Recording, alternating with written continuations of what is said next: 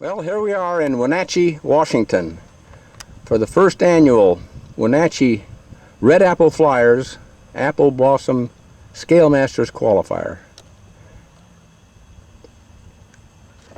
Should be fun. June 2008. Well, here's their field. It's 1 mile due east of Pangbourne Field, the main airport in East Wenatchee, Washington. I'm facing east now. Look at that beautiful grass runway. Just gorgeous. Last time I flew here was at the first Northwest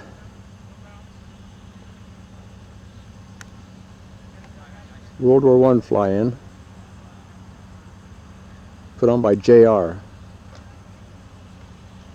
Look at that. Just like a golf course.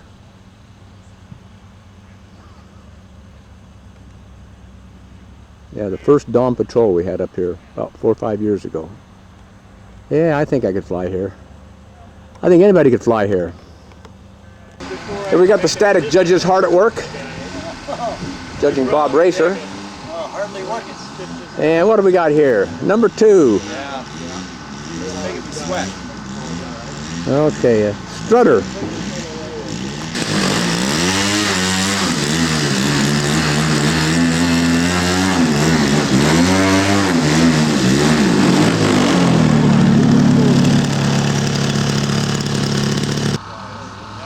Piper Cub taxiing into position.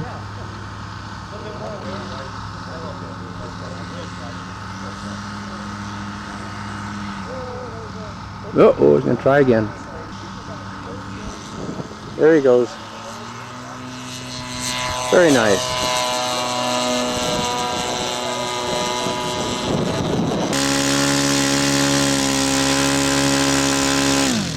Jeremy Firstman preparing for a test flight with his championship Tiger Moth. Also Canadian champion. Fast taxi for Jeremy.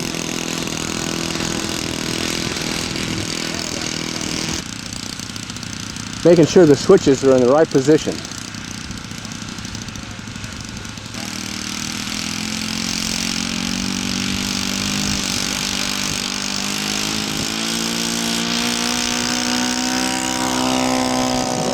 Into the wind.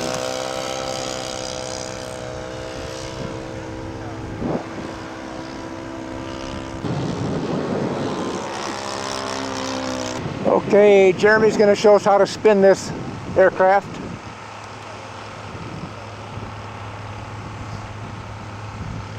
One, two, three. Perfectly executed.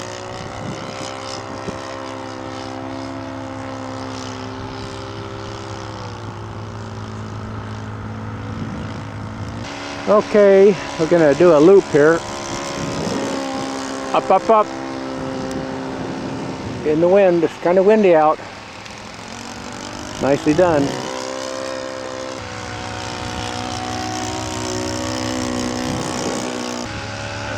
A low pass and into a landing. Very nice. Okay, the champ is coming home.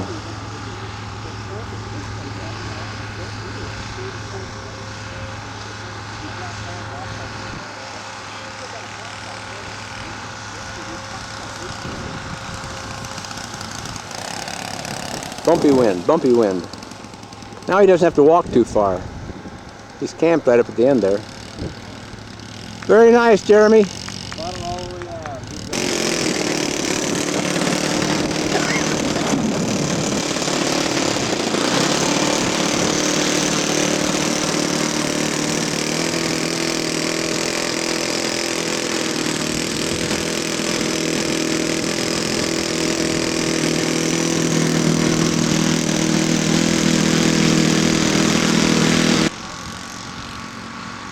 Rick Dunn from Silverton, Oregon.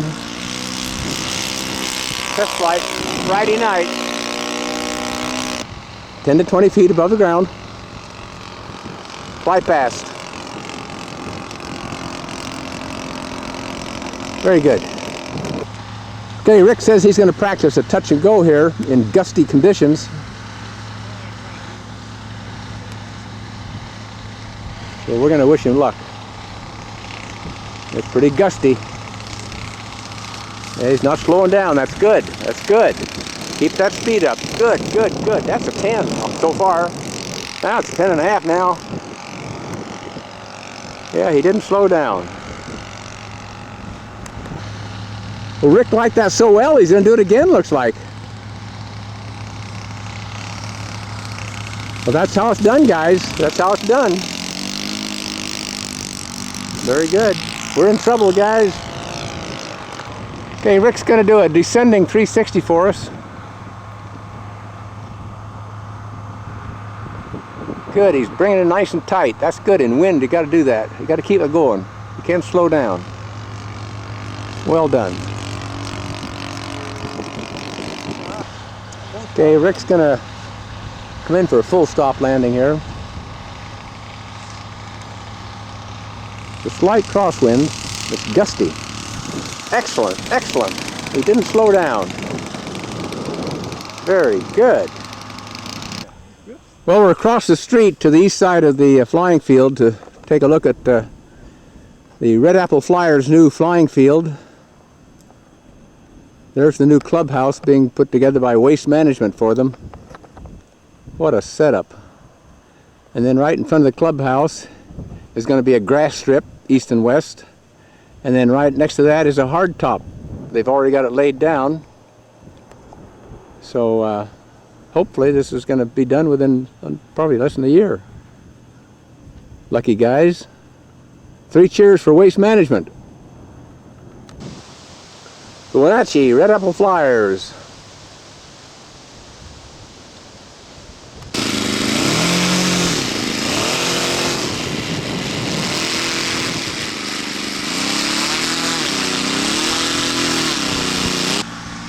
Okay, Scott Enoch is going to do a little test flying with his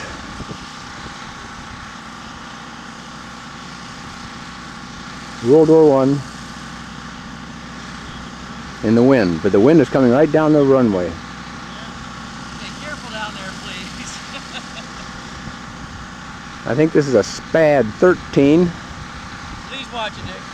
Or it could be a 7.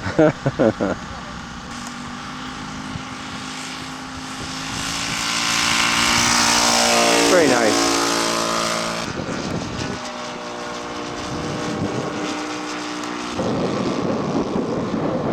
This is a SPAD 13.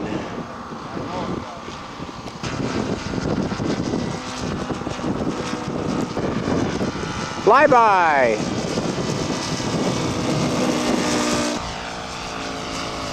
Pretty bumpy, pretty bumpy.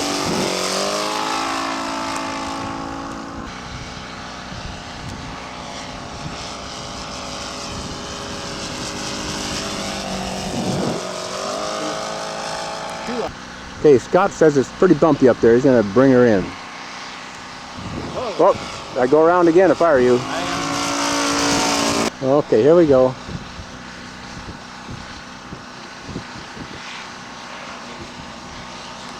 Whoa. Go around.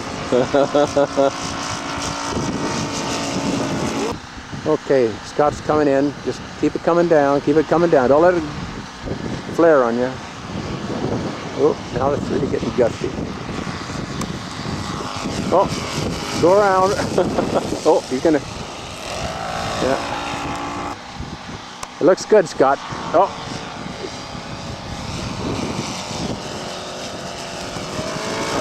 Go around.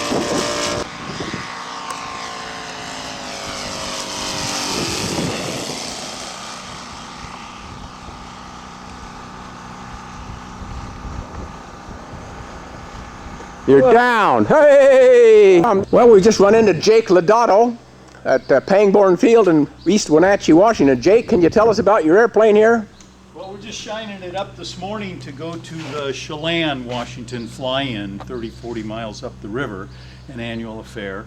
And Miss Vidal is a replica constructed over the last 10 years by a group of volunteers in Wenatchee, East Wenatchee.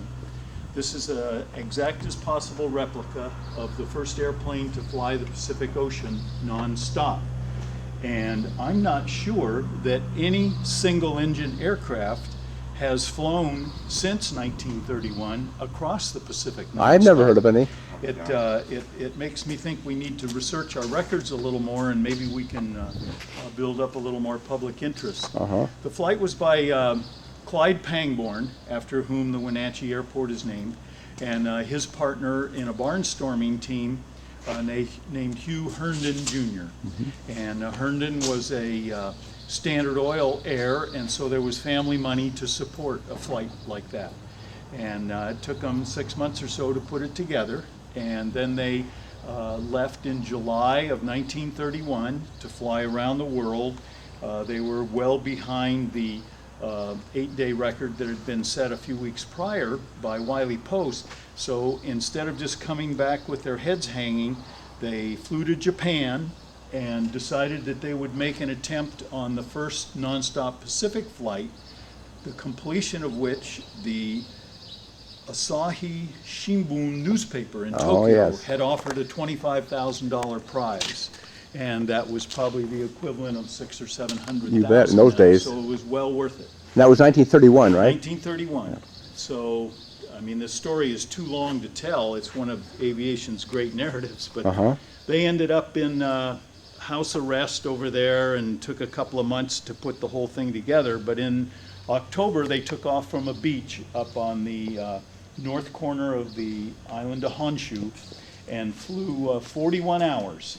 41 hours to here, East Wenatchee, landed just on the hill up over there. Okay, they landed at Fancher Field. They landed at a place that was later named Fancher Field. Okay, they didn't land at this one. No. Okay. This is a World War II. Because we saw the plaque out there that said Fancher Field. I said, gee, that's up north. That's right up on this little bluff over here. Up on that. And oh, I see. It's covered with houses now. I see. It's kind of an upscale housing area with street names like Vidal and oh, no kidding. And stuff like that. And you say the model that Bob Hankel built is at the City Hall? Yes, Bob was a wonderful supporter of our program from day one, and built an airplane that we all call Little Miss Vidal. Yep. And took it around the country, and wherever we would be putting on a show, he'd be there too.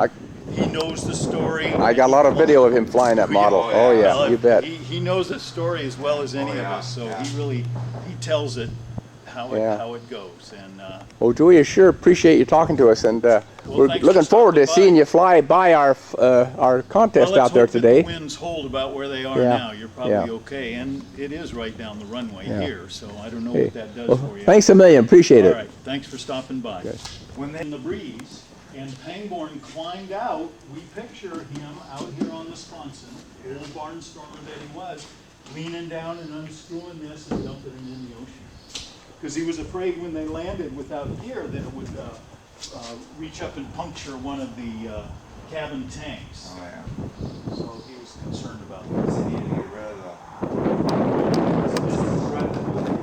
Yeah. So the wheels popped off. One of the wheels washed up in Coach Bay or something like that 2 or 3 months later. Because, the tire would float the rest of the tire. 41 hours across the Pacific. Heading for Boise, never quite made Boise. Came back to East Wenatchee, Washington. Okay, Dick's gonna try a test flight at the Red Apple Flyers Field in Wenatchee. This is Saturday morning, June 7th, 2008. Kind of windy this morning.